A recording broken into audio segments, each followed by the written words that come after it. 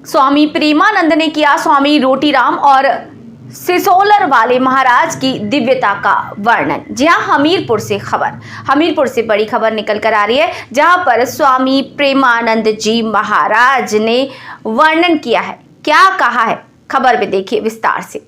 स्वामी प्रेमानंद जी ने प्रवचन में कहा कि स्वामी रोटीराम सिद्ध संत थे। सीधे दृष्टि डालते ही वो बोलते थे, जो सामने वाले के आचरण में होता था। लोग उनके सामने जाने से डरते थे। वे रात 9 बजे झोपड़ी के अंदर बनी गुफा में समाधिस्थ हो जाते थे और सुबह 9 बजे बाहर आते थे।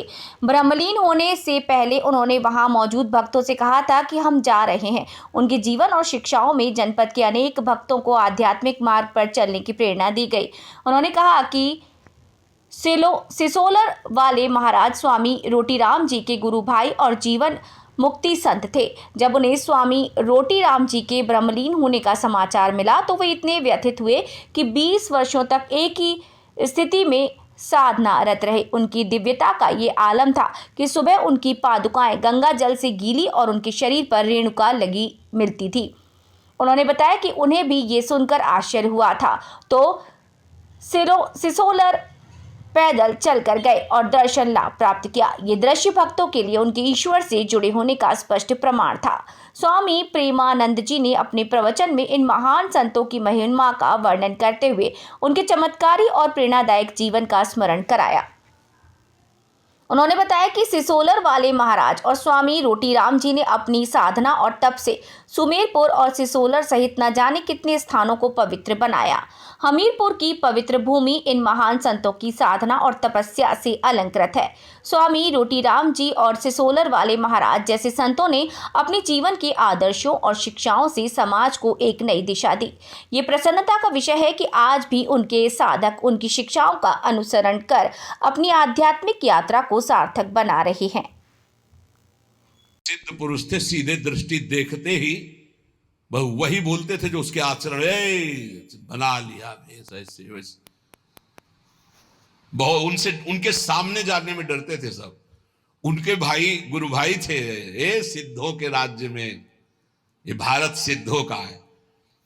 रोटीराम बाबा का 9 बजे का समय कुटिया में गुफा थी, उसमें जाते थे रात्रि के। तो 10-15 जने निज जन बैठे हुए थे। कहा, ए भाई आज हम जा रहे हैं। अब तो लगा कि रोज कुटिया गुफा में जाते, एक ऊपर झोपड़ी अंदर गुफा, और फिर निकलते थे दिन के 9 बजे, समाधिस्थ रहते थे।